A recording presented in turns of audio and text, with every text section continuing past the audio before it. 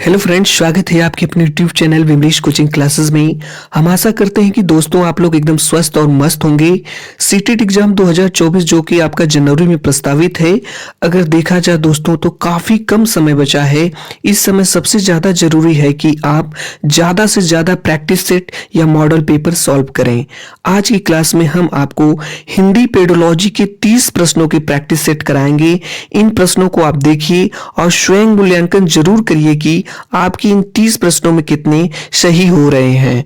यदि दोस्तों विमरीश coaching classes channel को अभी तक आप लोगों ने सब्सक्राइब नहीं किया है तो चैनल को सब्सक्राइब करके बेल आइकन पर क्लिक करके ऑल पर क्लिक कर लीजिए ताकि क्लास का नोटिफिकेशन आप तक पहुंचता रहे और हम आपके लिए ऐसे यूजफुल कंटेंट्स लाते रहें। तो आइए देखते हैं इन प्रश्नों को। जैसा कि पहला प्रश्न पूछा गया है 31 नंबर का, एक भाषा शिक्षक के लिए सर्वाधिक महत्वपूर्ण है। यानी कि यदि आप एक भाषा शिक्षक हैं, यानी कि आप एक लैंग्वेज टीचर हैं, तो आपके लिए सबसे ज्यादा महत्वपूर्ण क्या होगा। पहला ऑप्शन है भाषा का आकलन, दूसरा ऑप्शन है बच्चों को भाषा प्रयोग के अवसर उपलब्ध कराना, तीसरा ऑप्शन है भाषा की त्रुटियों के प्रति कठोर रवैया अपनाना और चौथा ऑप्शन है भाषा की पाठ्यपुस्तक। तो आप लोग बताइएगा इसका कौन सा ऑप्शन सही होगा। एक भाषा शिक्षक यानी एक लैंग्वेज टीचर के लिए सर्वाधिक महत्वपूर्ण क्या होगा। तो इसका जो है दूसरा वाला ही ऑप्शन सही हो जाएगा, बच्चों को भाषा प्रयोग के अवसर उपलब्ध कराना। ठीक है दोस्तों, सी वाला ऑप्शन बिल्कुल नहीं होगा। देखिए यहाँ पे दिया है कठोर रवैया अपनाना, ये भी नहीं होगा। तो आपको अच्छे से प्रश्न को पढ़ना होगा, इसके ऑप्शंस को भी पढ़ना होगा और आपको समझना होगा, तभी आप एकदम सटीक और सही आंसर फाइंड आउट कर पाएंगे। चलिए अगले प्रश्न पे चलते हैं। अगला प्रश्न रहा आपके सामने 32 नंबर का प्रश्न है। आप लोग बताइएगा कौन सा ऑप्शन इसका सही होगा। जैसे पूछा गया है, भाषा की कक्षा में एक शिक्षक बच्चों से क्या अपेक्षा करता है। यदि आप एक लैंग्वेज टीचर हैं तो आप अपनी क्लास में जो बच्चों से क्या अपेक्षा रखते हैं। पहला ऑप्शन है संस्कृतनिष्ठ भाषा में ही जवाब दें, दूसरा ऑप्शन है बच्चे अपनी मातृभाषा का बिल्कुल भी प्रयोग न करें, तीसरा ऑप्शन है बच्चे सवालों के बधे बधाए जवाब न दें और चौथा ऑप्शन है बच्चे सवालों के बधे बधाए जवाब दें। काफी अच्छा प्रश्न है, 32 नंबर का प्रश्न है। आप लोग बताइएगा इसका कौन सा ऑप्शन सही होगा। तो इसका सी वाला ही ऑप्शन सही होगा। आप यही चाहेंगे कि बच्चे सवालों के बधे बधाए जवाब न दें। अगली प्रश्न पे चलते हैं। अगला प्रश्न हमारा 33 नंबर का प्रश्न है। काफी अच्छा प्रश्न है। पूछा गया है कि भाषा स्वयं में पहला ऑप्शन है एक नियमबद्ध व्यवस्था है, दूसरा ऑप्शन है एक जटिल चुनौती है, तीसरा ऑप्शन है एक विषय मात्र है, चौथा ऑप्शन है संप्रेषण का एक मात्र साधन है। आप लोग बताइएगा इसका कौन सा ऑप्शन सही होगा। यहाँ पे देखिए दिया है संप्रेषण का एक मात्र साधन है, निगेटिव ऑप्शन नहीं होगा। एक विषय मात्र है, ये भी नहीं होगा। एक जटिल चुनौती है, ये भी नहीं होगा। भाषा स्वयं में एक नियमबद्ध व्यवस्था है, पहला ही वाला आपका ऑप्शन सही हो जाएगा। अगली प्रश्न में चलते हैं। अगला हमारा 34 नंबर का प्रश्न है। पूछा गया है कि भाषा का प्रयोग यानी लैंग्वेज का जो यूज है केवल मुद्रित सामग्री में होता है, जीवन के विभिन्न संदर्भों में होता है, केवल परीक्षा में होता है, केवल पाठ्य पुस्तक में होता है। तो देखिए दोस्तों, जिस भी ऑप्शन में केवल शब्द हो, ये वाला ऑप्शन आपका दोस्तों सही नहीं होगा। ज्यादातर चांसेस है ये वाला आपका ऑप्शन नहीं सही होगा क्योंकि ये निगेटिव ऑप्शन है। देखिए पहले वाले ही ऑप्शन में दिया है तो ये भी नहीं होगा आपका। दूसरा वाला ऑप्शन देखते हैं आगे, तीसरे वाले ऑप्शंस में भी देखिए केवल शब्द दिया, ये भी नहीं होगा। चौथा वाले ऑप्शंस में भी केवल दिया, ये भी नहीं होगा आपका। इसलिए बी वाला ही ऑप्शन सही हो जाएगा, जीवन के विभिन्न संदर्भों में होता है। तो 34 का बी वाला ऑप्शन सही हो जाएगा। अगले प्रश्न पे चलते हैं। अगला प्रश्न हमारा है 35 नंबर का प्रश्न है। काफी अच्छा प्रश्न ये भी है, इंपॉर्टेंट प्रश्न है आपका। पूछा गया है कि बच्चे अपने परिवेश में स्वयं भाषा अर्जित करते हैं, इसका एक निहितार्थ यह है कि, यानी कि बच्चे अपने परिवेश में स्वयं भाषा अर्जित करते हैं, इसका एक निहितार्थ यह है कि। दोस्तों हमारे साथ आप इन प्रश्नों को पढ़िए और ऑप्शंस को भी पढ़िए, लेकिन हमसे पहले आप आंसर देने का प्रयास करिए, तभी आप अपना एनालिसिस कर पाएंगे कि आपका आंसर सही हो पा रहा है कि नहीं। पहला ऑप्शन है बच्चों को केवल, अभी हम आपको बताए हैं कि केवल वाला ऑप्शन नहीं होगा, तो पहला वाला ऑप्शन ये नहीं होगा, इसको हटा दे रहे हैं। बच्चों को अत्यंत सरल अत्यंत सरल भाषा का परिवेश उपलब्ध कराया जाए, ये वाला ऑप्शन देखा जाएगा। बच्चों को बिल्कुल भी भाषा न पढ़ाई जाए, भी शब्द आ गया, ये भी नेगेटिव है, नहीं चलेगा। बच्चों को समृद्ध भाषिक परिवेश उपलब्ध कराया जाए, तो यहाँ पे देखिए ऑप्शन बी सही हो सकता है या तो डी सही हो सकता है। तो 35 में आप लोग बताइएगा कौन सा सही हो जाएगा। तो बी वाला भी नहीं होगा, आपका ऑप्शन नंबर डी होगा, बच्चों को समृद्ध भाषिक परिवेश उपलब्ध कराया जाए। देखिए दोस्तों, सीटेट के प्रश्नों में 4 ऑप्शंस में से 2 ऑप्शंस तो आप पहले ही हटा देंगे, बाकी आपको दिक्कत 2 ऑप्शंस में होगी, उसमें से आपको सिलेक्ट करना होगा कि कौन सा सही होगा। ठीक है, तो इसका डी वाला ऑप्शन सही हो जाएगा, 35 का डी हो जाएगा। अगली प्रश्न पे चलते हैं, ये भी काफी अच्छा प्रश्न है, आइए देखते हैं इन प्रश्नों को। 36 नंबर का प्रश्न है 36, भाषा सीखने सिखाने का उद्देश्य है, यानी कि भाषा लैंग्वेज जो होती है सीखने सिखाने का उद्देश्य है। पहला ऑप्शन है दूसरों की बात समझना सीखना, दूसरा ऑप्शन है अपनी बात की पुष्टि के लिए तर्क देना, तीसरा ऑप्शन है विभिन्न स्थितियों में भाषा का प्रभावी प्रयोग करना, और चौथा ऑप्शन है अपनी बात कहना सीखना। आप लोग बताइएगा इसका कौन सा ऑप्शन सही हो जाएगा। भाषा सीखने सिखाने का क्या उद्देश्य है, 36 नंबर का प्रश्न है, तो इसका सी वाला ऑप्शन सही हो जाएगा, विभिन्न स्थितियों में भाषा का प्रभावी प्रयोग करना। आप लोग देखती चलिए कि क्या आप कि ये प्रश्न सही हो पा रहे हैं कि नहीं। अगली प्रश्न पे चलते हैं, 37 नंबर का प्रश्न है, ये भी काफी अच्छा प्रश्न है, कई बार एग्जाम में पूछा गया है। 37 नंबर का, भाषा अर्जन में महत्वपूर्ण है। पहला, भाषा का शिक्षक, भाषा के लिए विभिन्न रूपों का प्रयोग, भाषा का व्याकरण या पाठ्य पुस्तक। भाषा अर्जन में महत्वपूर्ण है, आप लोग बताइएगा इसमें कौन सा ऑप्शन सही होगा 37 में। तो 37 का शायद आप अपना आंसर सेलेक्ट कर लिए होंगे, तो इसका बी वाला ऑप्शन सही हो जाएगा, भाषा के विभिन्न रूपों का प्रयोग। अगली प्रश्न पे चलते हैं, अगला प्रश्न हमारा है 38 नंबर का प्रश्न है, काफी अच्छा प्रश्न है। पूछा गया है कि बच्चों की भाषा संबंधी क्रमिक प्रगति का लेखा जोखा करना खाली स्थान से संभव है। बच्चों की भाषा संबंधी यानी लैंग्वेज संबंधी क्रमिक प्रगति का लेखा जोखा करना खाली स्थान से संभव है। किससे संभव है? क्या मौखिक परीक्षा से संभव है, या पोर्टफोलियो से संबंधित है, या उत्तर पुस्तिकाओं से संबंधित है, या संभव है, या लिखित परीक्षा से संभव है? आप लोग बताइएगा इसका कौन सा ऑप्शन सही हो जाएगा। तो शायद आप लोग अपना आंसर सेलेक्ट कर लिए होंगे, तो 38 का आपका बी वाला सही हो जाएगा, पोर्टफोलियो। अगली प्रश्न पे चलते हैं, 39 नंबर का प्रश्न है, ये भी काफी अच्छा प्रश्न है। पूछा गया है भाषा की पाठ्य पुस्तकें, पहला है साध्य है, भाषा सीखने का एकमात्र संसाधन है। ये तो बिल्कुल नहीं होगा, एकमात्र संसाधन दे दिया।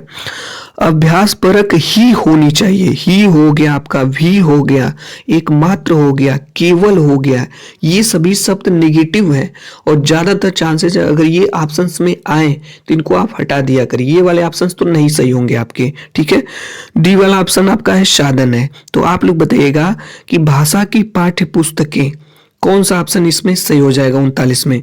तो डी वाला ही सही हो जाएगा, एक साधन है। ठीक है, अगले प्रश्न पे चलते हैं। अगला प्रश्न हमारा है 40 नंबर का प्रश्न है, काफी अच्छा प्रश्न है। पत्र पत्रिकाएं भाषा सीखने में, पत्र पत्रिकाएं भाषा सीखने में बाधक है, निगेटिव ऑप्शन नहीं होगा। त्रुटियों को बढ़ावा देती हैं, ये भी आपका निगेटिव ऑप्शन है, नहीं होगा। बड़ों की पढ़ने की वस्तु है, बिल्कुल नहीं। ठीक है, क्या बड़ों को पढ़ने की वस्तु है, छोटे लोगों के लिए नहीं है, तो ये वाला भी आपका ऑप्शन नहीं होगा।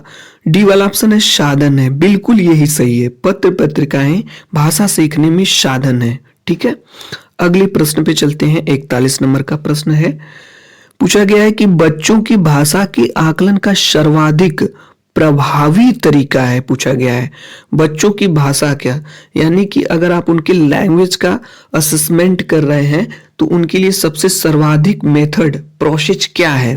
पहला क्या लिखित परीक्षा है, दूसरा ऑप्शन है प्रश्नों के उत्तर देना है, तीसरा ऑप्शन है प्रश्न पूछना और पढ़ी गई सामग्री पर प्रतिक्रिया व्यक्त करना, और चौथा ऑप्शन है श्रुति लेख। आप लोग बताइएगा इसका कौन सा ऑप्शन सही हो जाएगा। तो सी वाला ऑप्शन आपका सबसे बेस्ट है। प्रश्न पूछना और पढ़ी गई सामग्री पर प्रतिक्रिया व्यक्त करना, यही वाला आपका ऑप्शन सही हो जाएगा। अगले प्रश्न पे चलते हैं। अगला प्रश्न है 42 नंबर का प्रश्न है, ये भी काफी अच्छा प्रश्न है। प्रश्न पूछना, प्रतिक्रिया व्यक्त करना, परिचर्चा में भाग लेना, वर्णन करना। पहला ऑप्शन है केवल साहित्यिक गतिविधियां। अभी हम आपको बता रहे हैं केवल वाला ऑप्शन तो नहीं होगा, इसको हटा दे रहे हैं। दूसरा ऑप्शन है भाषा आकलन के तरीके मात्र है दिया है, मात्र, ये भी नहीं होगा, क्योंकि जिस भी ऑप्शंस में केवल शब्द, ही शब्द, ठीक है, किसी सेंटेंस को, वाक्य को दबाव देकर के बोला जा रहा हो, भी शब्द या मात्र शब्द आपका आ जाए, ठीक है, तो ये वाले ऑप्शंस आपके नहीं होंगे। भाषा सीखने, सिखाने तथा आकलन के तरीके हैं। और चौथा ऑप्शन है केवल शिक्षण पद्धति है, तो ये भी नहीं होगा। तो आप लोग अपना आंसर सेलेक्ट कर लिए होंगे, तो ऑप्शन नंबर सी वाला ही सही हो जाएगा। भाषा सीखने, सिखाने तथा आकलन के तरीके हैं। अगले प्रश्न पे चलते हैं। अगला हमारा काफी बेहतरीन प्रश्न है, 43 नंबर का। पूछा गया है कि बहुभाषिक एवं बहुसांस्कृतिक कक्षा में पहला वाला आपका ऑप्शन है बच्चों को मातृभाषा का प्रयोग वर्जित होना चाहिए। दूसरा वाला आपका ऑप्शन है बच्चों की मातृभाषा को समुचित सम्मान स्थान देते हुए मानक भाषा से भी परिचय कराना चाहिए। तीसरा ऑप्शन है बच्चों को केवल मानक भाषा के प्रयोग के लिए ही पुरस्कृत करना चाहिए। और चौथा ऑप्शन है बच्चों को, यानी बच्चों की मातृभाषा का ही सदैव प्रयोग किया जाना चाहिए। आप लोग बताइए कि इसका कौन सा ऑप्शन सही हो जाएगा। देखिए दोस्तों, सीटेट के प्रश्नों को काफी अच्छे ढंग से पढ़ना है और उसके ऑप्शंस को उतने ही अच्छे ढंग से आपको पढ़ना है, तभी आप एकदम सटीक और सही आंसर सेलेक्ट कर पाएंगे। जैसा कि इसमें देखिए यहाँ पे दिया है वर्जित होना चाहिए, नहीं होगा आपका पहले वाले ऑप्शंस में। सी वाले ऑप्शंस में देखिए केवल शब्द दिया, ये भी नेगेटिव, ये भी नहीं होगा। डी वाले ऑप्शंस को भी देखिए बच्चों की मातृभाषा का ही किसी वाक्य को दबाव देकर के बोला जाए, उसमें ही शब्द या भी शब्द का इस्तेमाल किया जाए, तो ये वाले ऑप्शंस भी आपके नहीं होंगे। तो ऑप्शन आपका बी सही हो जाएगा। बहुभाषिक एवं बहुसांस्कृतिक कक्षा में बच्चों की मातृभाषा को समुचित सम्मान स्थान देते हुए मानक भाषा से भी परिचय कराना चाहिए। अगले प्रश्न पे चलते हैं। अगला प्रश्न हमारा है, ये भी काफी अच्छा प्रश्न है, 44 नंबर का है।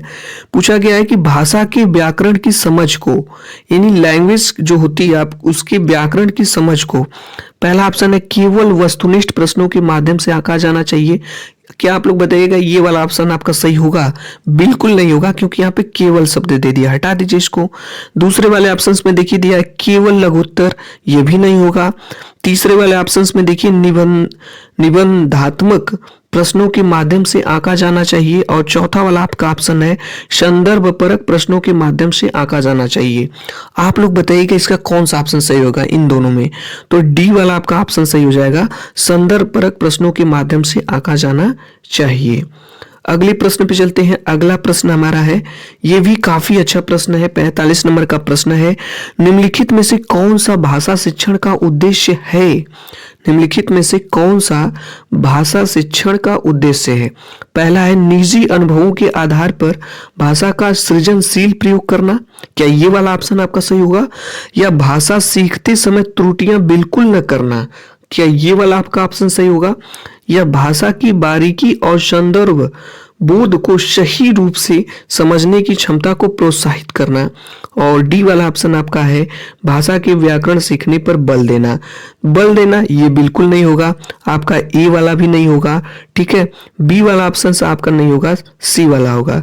जिस भी ऑप्शन में दोस्तों पॉजिटिव कीवर्ड शामिल हो, जैसे प्रोत्साहित करना, चर्चा शब्द का, परिचर्चा शब्द का प्रयोग हो, या अवसर देने जैसे शब्दों का प्रयोग हो, तो ये वाले ऑप्शंस आपके सही होते हैं। तो इसका ऑप्शन जो हो जाएगा 45 का सी वाला हो जाएगा। अगले प्रश्न पे चलते हैं।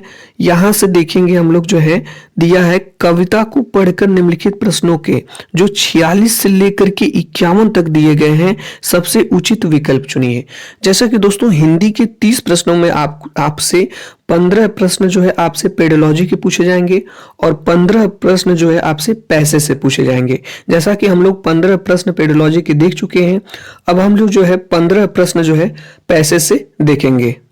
तो आइए इस कविता को पढ़ते हैं और समझने का प्रयास करते हैं हम लोग। कविता जैसा कि है, सुनता हूं मैंने भी देखा काली बादल में रहती चांदी की रेखा, काली बादल जाति द्वेष के, काले बादल विश्व क्लेश के, काले बादल उठते पथ पर, नव स्वतंत्रता के प्रवेश के, सुनता आया हूँ है देखा, काले बादल में हंसती चांदी की रेखा। तो इसको हम लोगों को काफी अच्छे ढंग से पढ़ना है और समझना भी है, और इस पे आधारित कुछ प्रश्न पूछे गए हैं, इसको देखते हैं। जैसा कि पहला ही प्रश्न पूछा गया है, 46 नंबर का प्रश्न है, इसको पढ़ते हैं और समझते हैं। जैसे दिया गया है, काले बादल में रहती चांदी की रेखा, पंक्ति का भाव है। इसका क्या भाव है? विपत्तियों के बीच आशा की किरण दिखाई देती है, या बादलों के टकराने से बिजली चमकती है, या अंधेरे के बाद प्रकाश आता है, या काले बादलों में चांदी की रेखा रहती है। आप लोग बताइएगा इसका कौन सा ऑप्शन सही हो जाएगा। 46 नंबर का प्रश्न है, सी वाला ही ऑप्शन सही हो जाएगा, अंधेरे के बाद प्रकाश आता है। अगले प्रश्न पे चलते हैं। अगला प्रश्न हमारा है 47 नंबर का प्रश्न है। ये भी काफी अच्छा प्रश्न है। पूछा गया है, काले बादल प्रतीक हैं खाली स्थान के। काले बादल किसके प्रतीक हैं? क्या जातिगत वैमनस्य के, या मानसून द्वारा आने वाले खुशहाली के, या तूफान के, या गर्मी से मुक्ति के? तो जो भी ऑप्शंस आपको सेलेक्ट करना है वो कविता के आधार पे, जो दी गई स्टेंजा है उसके ही आधार पे आपको आंसर सेलेक्ट करने हैं। तो आप लोग बताइएगा इसका कौन सा ऑप्शन सही हो जाएगा। काले बादल किसके प्रतीक है? शायद आप लोग आंसर सेलेक्ट कर लिए होंगे। पहला ही वाला आपका ऑप्शन सही हो जाएगा, जातिगत वैमनस्य के। अगले प्रश्न पे चलते हैं। अगला प्रश्न हमारा है, काफी अच्छा प्रश्न ये भी पूछा गया है, काले बादल में रहती चांदी की रेखा में कौन सा अलंकार है? पूछा गया है अलंकार, व्याकरण से प्रश्न है। काले बादल में रहती चांदी की रेखा, इसमें कौन सा अलंकार है? क्या रूपक अलंकार है, या उत्प्रेक्षा अलंकार है, या श्लेष अलंकार है, या उपमा अलंकार है? तो इसमें आप लोग बताइएगा कौन सी अलंकार है। तो सी वाला ही ऑप्शन आपका सही हो जाएगा, इसमें श्लेष अलंकार है। अगले प्रश्न पे चलते हैं। अगला प्रश्न हमारा है 49 नंबर का प्रश्न है। पूछा गया, निम्नलिखित में से यानी निम्न में से बादल का पर्यायवाची शब्द नहीं है। पूछा गया है कौन सा बादल का पर्यायवाची नहीं है? जलद, घन, पयोधर, या जलज? आप लोग बताइएगा कौन सा ऑप्शन इसका सही हो जाएगा। तो डी वाला आपका ऑप्शन सही हो जाएगा, जलज जो है बादल का पर्यायवाची नहीं है। अगले प्रश्न पे चलते हैं। 15 नंबर का प्रश्न है, 50 नंबर का, स्वतंत्रता का विलोम शब्द है। आप लोग बताइएगा स्वतंत्रता का कौन सा विलोम शब्द इसमें से होगा। क्या गुलाम होगा, या परतंत्रता होगा, या पराधीनता होगा, या परतंत्र होगा? तो स्वतंत्रता का जो विलोम शब्द है आपका ये हो जाएगा पराधीनता। ठीक है, 15 का सी वाला आपका ऑप्शन सही हो जाएगा। अगले प्रश्न पे चलते हैं। 51 नंबर का प्रश्न है, कवि क्या सुनने और देखने की बात कहता है? कवि क्या सुनने और देखने की बात कहता है? पहला, बिजली को देखने की, या निराशा को, या आशा की किरण को, या बादलों को? तो कवि जो है आशा की किरण को देखने की बात करते हैं, इसलिए 51 का ऑप्शन नंबर बी सही हो जाएगा। अगले प्रश्न पे चलते हैं। जैसा कि यहाँ पे दिया गया है, गद्यांश को पढ़कर निम्नलिखित प्रश्नों के जो कि 52 से लेकर के 60 तक दिए गए हैं, सबसे उचित विकल्प चुनिए। तो यहाँ पे देखिए दोस्तों, आपका एक पैसेज दिया हुआ है, एक गद्यांश दिया गया है, इसको आपको पढ़ना है और इसको आप लोग पढ़ लीजिएगा, क्योंकि हम इसको पढ़ेंगे तो ज़्यादा समय लगेगा। और इसका आप स्क्रीनशॉट ले लीजिए या इसको अच्छे से पढ़ लीजिए। देखिए यहाँ से दिया गया है आपका, मुझे मालूम नहीं था कि, इसको पढ़ना है और इस पे आधारित कुछ प्रश्न पूछे जाएंगे आपसे। 7-8 प्रश्न पूछे गए हैं। इन सभी प्रश्नों का आंसर उसी गद्यांश के आधार पे ही आपको देना है। ठीक है, तो ये आपके प्रश्न है, ये आपका गद्यांश है। इसको आपको अच्छे ढंग से पढ़ना है। पढ़ने के बाद ही आपको वन टाइम नहीं 2 टाइम, एक बार नहीं 2 बार, काफी अच्छे ढंग से पढ़िए। इसको आपको समझना, अगर समझ गए तो आपके 7 से 8 जो प्रश्न पूछे जाएंगे आप सही कर ले जाएंगे। अगर नहीं समझ पाए तो ज्यादातर चांसेस हैं दोस्तों आपके क्वेश्चन गलत हो सकते हैं। इसलिए प्रश्न को, यानी जो आपका प्रश्न को भी पढ़ना है और पैसेज को भी। तो चलिए हम सीधे प्रश्न पे आते हैं। ये आपका पैसेज है, इसको आप लोग पढ़ लीजिएगा। प्रश्न पे आते हैं। जैसा कि इस पे पहला प्रश्न पूछा गया है आपका 52 नंबर का प्रश्न है। 52 नंबर का पूछा गया है कि सामाजिक कार्य तथा शोध संस्थान का उद्देश्य था उन्हें केवल अनुशासित करना। देखिए केवल है तो नहीं होगा, उन्हें स्वावलंबी आत्मनिर्भर बनाना, उन्हें स्वावलंबी आत्मनिर्भर बनाना, उन्हें प्राचीन परंपराओं से परिचित कराना या ग्रामवासियों को देश विदेश की जानकारी प्रदान करना।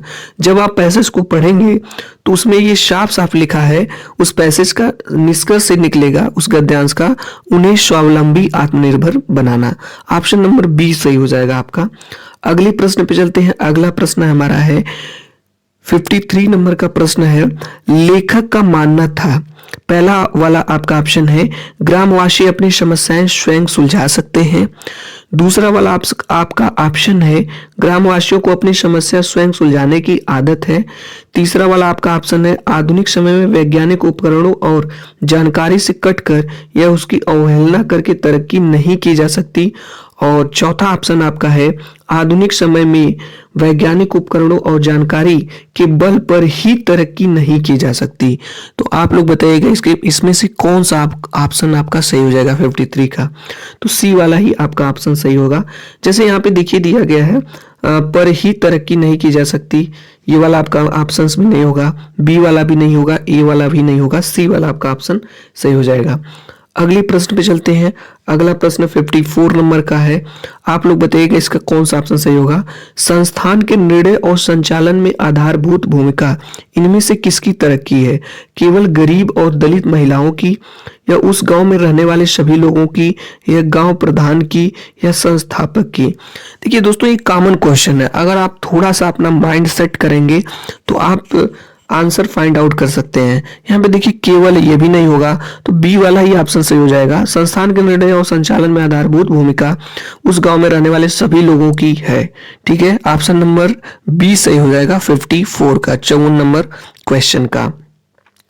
अगले प्रश्न पे चलते हैं। अगला प्रश्न है व्याकरण से पूछा गया है कि आत्म उपसर्ग किस शब्द में नहीं है पूछा गया है। आत्मसम्मान में, आत्मीय में, परमात्मा में, या आत्मनिर्भर में? किस में नहीं है? आप लोग बताइएगा 55 का कौन सा ऑप्शन सही हो जाएगा। तो ये ऑप्शन नंबर सी सही हो जाएगा, परमात्मा में। अगले प्रश्न पे चलते हैं। अगला प्रश्न हमारा है 56 नंबर का। पूछा गया है कि लेखक के अनुसार तिलोनिया गांव में हमारे देश के आजकल के इतिहास का विस्मयकारी पत्रा लिखा जा रहा है, इसका कारण है वहां एक स्वावलंबी विकास केंद्र चल रहा है, वहां के लोग अनुदान पर आश्रित हैं, केंद्र में इतिहास में विस्मयकारी शोध किया जा रहा है, या तिलोनिया गांव पिछड़े गांव के रूप में जाना जाता है। आप लोग बताइएगा इसका कौन सा ऑप्शन सही हो जाएगा। 56 का पहला ही हो जाएगा, वहां एक स्वावलंबी विकास केंद्र चल रहा है, क्योंकि वहां पे लोगों को आत्मनिर्भर बनाया जा रहा है। तो पहला ही वाला आपका ऑप्शन सही हो जाएगा। ध्यान दीजिए दोस्तों, ये सभी प्रश्न आपके गद्यांश पे आधारित हैं, उन्हीं के आधार पे आप इनके आंसर आपको देने हैं। चलिए अगले प्रश्न पे चलते हैं। अगला प्रश्न हमारा है 57 नंबर का प्रश्न है शताब्दी खाली स्थान समास का उदाहरण है। पहला द्विगु, दूसरा तत्पुरुष, तीसरा अव्ययीभाव और चौथा है बहुव्रीहि। शताब्दी किस समास का उदाहरण है? व्याकरण का प्रश्न है, काफी अच्छा प्रश्न है। आप लोग बताइएगा इसका कौन सा ऑप्शन सही होगा। तो शताब्दी द्विगु समास का उदाहरण है, क्योंकि इसमें संख्या दी गई है नंबर की। ठीक है, अगले प्रश्न पे चलते हैं। 58 नंबर का प्रश्न है गांधी जी खाली स्थान को मान्यता नहीं देते हैं। पहला है कर्मण्यता, दूसरा है अकर्मण्यता, और तीसरा वाला ऑप्शन है सादापन, और चौथा वाला ऑप्शन है आत्मनिर्भरता। तो आप लोग बताइएगा इसका कौन सा ऑप्शन सही हो जाएगा। तो इसका बी वाला ही ऑप्शन सही हो जाएगा, अकर्मण्यता।